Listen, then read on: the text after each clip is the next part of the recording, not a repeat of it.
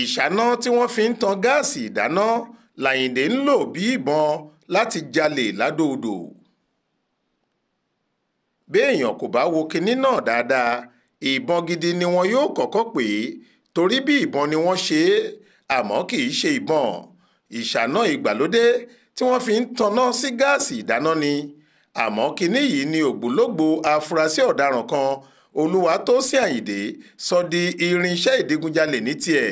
Ló bá bẹ̀rẹ̀ sí fi dẹ́rù ba àwọn aráàlú, ó sì ń jà wọ́n lólè dúkìá wọn kọ́wọ́ pálábá rẹ̀ tó ségi.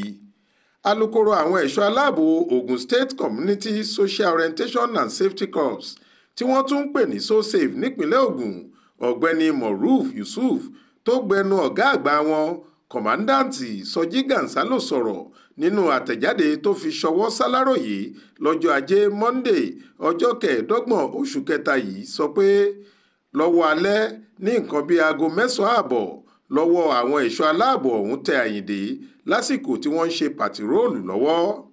Ó ní olóbó kan tó kọ́kọ́ fi ẹ̀sùn ìwà ọ̀daràn tó ọ̀gá So-Safe agbègbè Àgbárá, Ọ̀gbẹ́ni Adébẹ́sìn Lukman létí, sọ pé àwọn ajínigbé ti fẹ́ jí ẹnìkan gbé.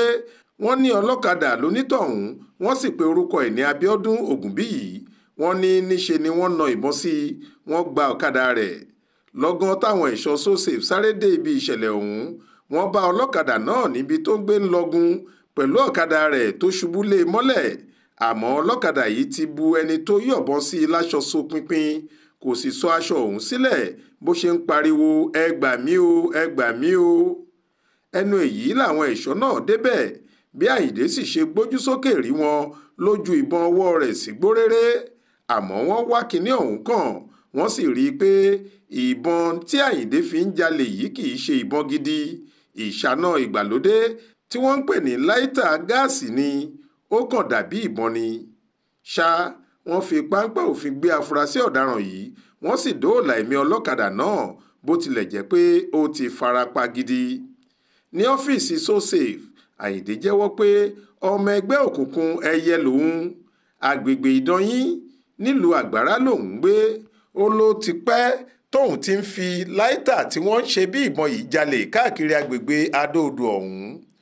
Ó ní táwọn èèyàn bá ti rí kinní ọ̀hún lọ́wọ́ òun tóun fi halẹ̀ mọ́ wọn, ojú ẹsẹ̀ ni wọ́n ń jọ̀wọ́ dúkìá wọn fóun, tí yóò sì gba fóònù, owó, ṣéènì àtàwọn nǹkan míì lọ́wọ́ wọn.